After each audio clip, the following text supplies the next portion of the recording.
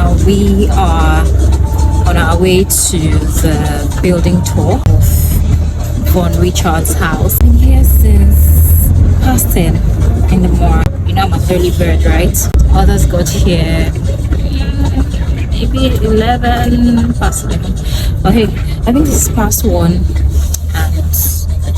we're just leaving. I don't know what time we get there and what time we'll be back to the venue for the lecture, because there's going to be a lecture later in the evening.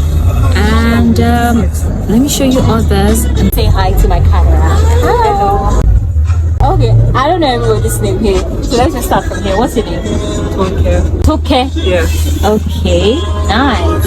Okay, I think this is the first time I'm hearing someone else wearing toke aside the toke makinwa. You get that a lot.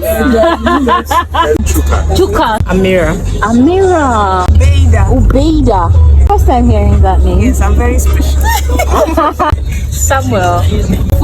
Okay. Alright, my name is Telemo, by the way. Telemo, the golden voice.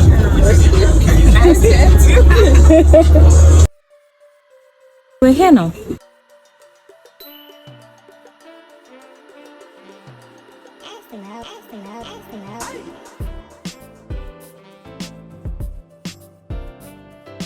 So this house was built between 1960 and 63 by my father, and he studied tropical architecture, tropical modernist architecture at the Architectural Association in England, and they were all into Corbusier and socialism. So a bunch of them came to West Africa. Some went to Ghana, some came to Nigeria.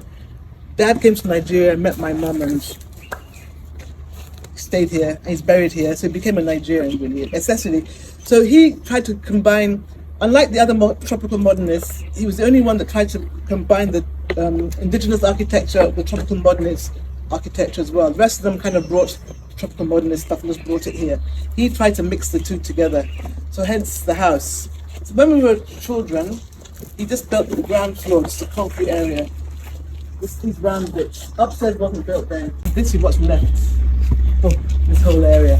So I'll show you downstairs first, and then let's try to do trips upstairs separately, because it's the wooden floor is too, it's only one layer of wood, so I can't have too many people up there. I have to do a few people at a time.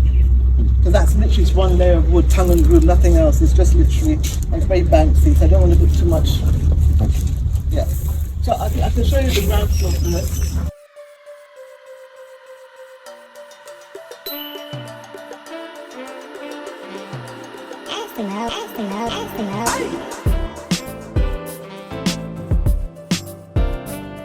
From what I hear, this tree is about 100 years old. Really interesting. Deeply rooted.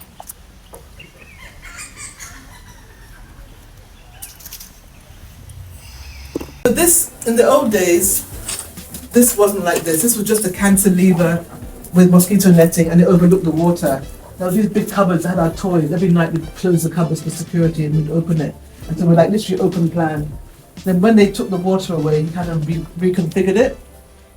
And we did this. And there was a waterfall there, but the termites had to replace that whole area. I think we need to put a statue of him on just to honour the water, but I haven't done it yet.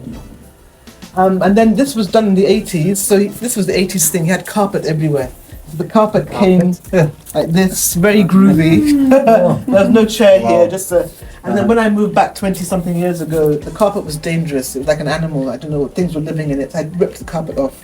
This was already here, so I just kept the integrity. This was 1970s furniture I found downstairs. This is the original 1960s table. Nothing here has really changed. This is their stuff that was here when they were alive. That's mine, but that's my parents. That's my parents. This was a disco in here, speakers and flashing lights. And I still got the disco. I still got the records and everything.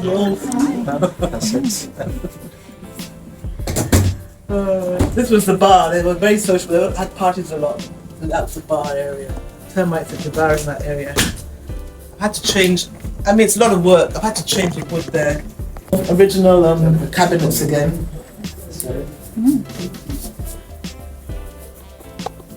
And that's a Bruce Onokprakakpaya. He did that in the 60s. He didn't sign it. But his I mean this? yeah. Ooh. My father always worked. He did this himself. Yeah. My father always worked with artists at the time to create architecture. They incorporated into architecture. Designs were always part of his work, his architecture. From Lagos State, and they took the cemetery. But from here onwards, the land. When I saw the name, I actually thought that this would be like a prime colonial living area. Oh, maybe later, you know, maybe later it's you don't know. I see what you mean about the house. The floor is it's shaky, so if I go back to it's very bouncy. It's always in bouncy. So yeah, so that's it. The hot air goes up there, and then the cool air, whatever. And the ceiling's like a wave pushing air around. This is the best room in the house. I need to rent this top floor at Yes, they can have the angle. You can still feel the air coming through. So what are your memories as a child here? Amazing. Stunning. Really special. I know it was special there. Even at the time, I knew it was special. Did you call all your friends all the time every weekend? Yeah, it was a very, very busy house. Very busy house. Very entertaining a lot. They had lots of friends come and stay, play. It was a fantastic childhood. The swimming pool was there. It was great. So I'll show you the dome.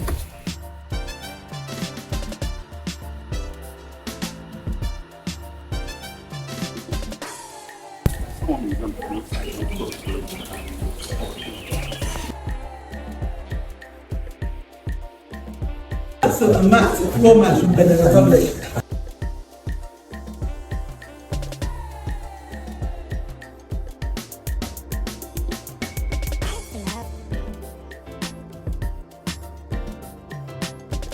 We're done with our tour and we are heading back. Where? There's supposed to be a lecture, but I'm not sure I'll be able to wait for the lecture because there is no time and I still have other places to visit, 1 or 2 more places to visit, so that's how it goes. I hope you enjoyed the tour with me because I did. Woo.